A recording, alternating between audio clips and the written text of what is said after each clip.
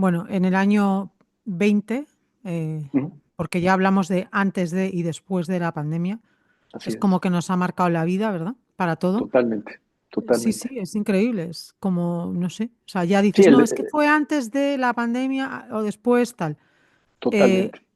Tú enfermas de COVID, ¿verdad? Sí, yo estábamos en Miami viviendo cuando viene todo este tema de la pandemia.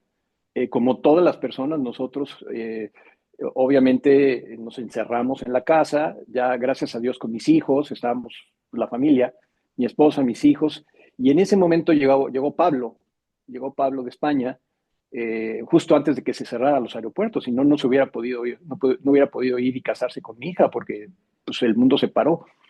Entonces, en esa pandemia, pues, en ese encierro, nosotros veíamos las noticias por la televisión y veíamos lo que estaba pasando, la cantidad de muertos que había y que nosotros rezábamos por ellos, obviamente, ¿no?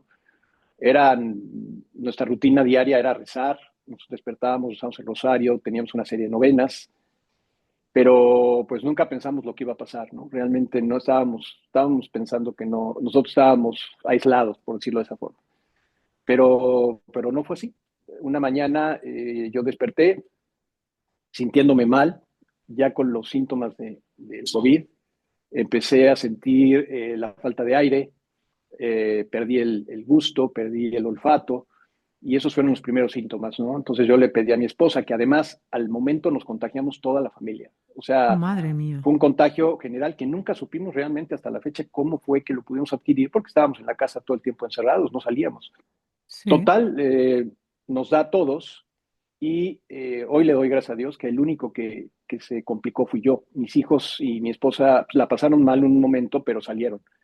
Yo empecé a sentirme mal y cada vez más mal y luego me subía la temperatura, fue unas fiebres altísimas, mucha falta de aire, pero siempre resistiéndome a irme a un hospital, porque lo que sabíamos es que la última instancia era ir al hospital, que era Ya. como ya en Sí, caso de sí. una emergencia gigante, ¿no? Porque los hospitales estaban llenos, no había lugares, pero los contagios estaban a un grado que ir al hospital quizá hubiera sido lo peor.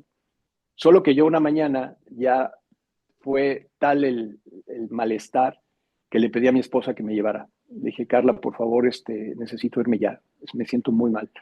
Contacté a un doctor, que era el doctor que salía en la televisión, lo busqué y le dije, doctor, mire, estoy así, necesito ir a un hospital. Y como los hospitales estaban llenos, ese doctor fue el que me consiguió un espacio. Entran mis doctores al cuarto con mis estudios, con mis radiografías, y me explican, me dicen, Toño, no te puedes ir a tu casa porque desafortunadamente el COVID causó un daño muy grande en tus pulmones. Madre Entonces, mía. cuando me enseñan las radiografías, efectivamente, yo veo que mis pulmones están prácticamente deshechos, ¿no? Hay una parte muy pequeña que es lo único que estaba funcionando. Y entonces ellos me explican, me dicen, mira, tenemos que entrar a otro proceso ahora, ¿no? A tratar de rescatar tus pulmones hasta donde sea posible, ¿no?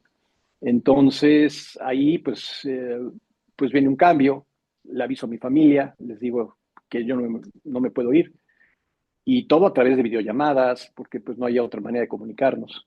Empieza el proceso y en el proceso yo empiezo a complicarme, me empiezo a sentir muy mal, cada vez más, cada vez más.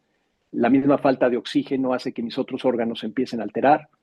Y llega un Madre. momento donde yo ya siento que las cosas están muy mal. Yo veo que hay mucho movimiento en mi cuarto, entran los doctores, salen los doctores, hablan entre ellos, yo me siento mal, veo las cosas y entonces al darme cuenta de la situación le pido al doctor que me entuben. Yo estaba consciente que entubarte era pues, prácticamente la antesala de la muerte, porque el Dios hecho de mío. entubarte era pasar al último paso, ¿no? Entonces llega el doctor y me dice, ¿estamos de acuerdo? Yo creemos que sí, obviamente ya es el momento. Me hacen firmar un documento, empieza el proceso. Y entonces lo primero que quiero hacer es hablar con mi familia y despedirme de ellos, porque para mí entrar a este proceso era un sí o no, o sea, o me salvo o muero. Entonces las probabilidades eran mayores a morir que a salvarte. Entonces le pido a los doctores que me presten mi teléfono para hablar con mi esposa y mis hijos y poderme despedir. Y mientras el proceso caminaba, ¿no? Me estaban preparando. Total, mi teléfono no aparecía por ningún lado, no que está en la oficina, no que se lo llevó fulano y el tiempo pasaba, ¿no? Eso me desesperó porque yo veía que se acababa el tiempo y yo quería despedirme y hablar con ellos por última vez, ¿no? Total, el teléfono aparece ya casi al final del proceso y ya no me da tiempo de hablar con ellos. Entonces lo que yo hago es No. grabar un mensaje en mi teléfono para despedirme de mi esposa, de mis hijos, un pequeño mensajito, ¿no? Un algo. Pero me da mucha tristeza porque yo decía, qué mal poderte despedir de esta manera, no poderlos abrazar, no poderlos tocar, no poderlos ver. Estaba yo muy triste, me sentía muy mal. Entonces le pido al enfermero que cuando me durmieran, le dieran el teléfono a mi esposa y le dijeran que yo había dejado un mensaje para ellos, ¿no?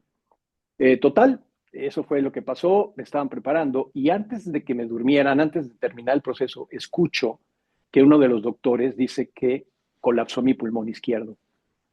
Eso sí lo alcancé a escuchar. Eso quería decir que ya estaba yo entrando a un proceso final, por decirlo de esa manera, porque pues, el pulmón izquierdo deja de funcionar. Aquí la bendición de Dios es que como a mí me empezaron a preparar antes para entubarme, en el momento que colapsa el pulmón, yo ya estoy en el proceso de, de estar preparado, ¿no? De estar conectado a la máquina que me va a Sí, sí, auxiliar sí. en la respiración. Entonces son momentos muy difíciles, muy tensos, y yo cierro los ojos, veo hacia arriba de mi cuarto, hacia el techo, y le pido a Dios, hablo con Dios y le pido, Señor, dame la mano y no me sueltes. No sé a dónde voy, pero si estoy contigo, sé que voy a un buen lugar y no me vas a dejar. Eso fue lo que yo le pedí a Dios en ese momento. Y Paloma, de las dos manos que yo tenía sobre mis piernas, la mano derecha se cierra y yo siento que se cierra. Yo no la cerré y es cuando siento la presencia de Dios, la primera vez que la siento muy fuerte, ¿no? Porque yo desde que entré al hospital me encomendé a Él y le dije, Señor, estoy en tus manos, hágase tu voluntad. Siento que mi mano se cierra y eso para mí fue una señal. Entonces eso me dio mucha tranquilidad, porque fue lo último que yo recuerdo antes de que me durmieran y yo saliera de mi cuarto, ¿no? Entonces pasa esto, duermo, me hacen mi coma inducido, porque el coma lo que tratan de hacer es que mientras tú estás dormido, el efecto es que los pulmones se vayan recuperando durante todo Claro, este tiempo. Te claro. conectan en una máquina que se llama ECMO, que es una máquina moderna, una máquina artificial que hace la función de tus pulmones. Entonces desconectan tus pulmones y te conectan a esta máquina. Ajá. Esta máquina, por lo general, puedes estar de 3 a 4 semanas máximo. Es una máquina artificial que no se puede usar más tiempo. En mi caso estuve yo 4 meses porque no podían sacarme de este coma. El coma empezó a complicarse y Uy, empezaron a pasar las cosas que te dicen que pueden pasar, pues me pasaron todas, me pasaron todas. todas.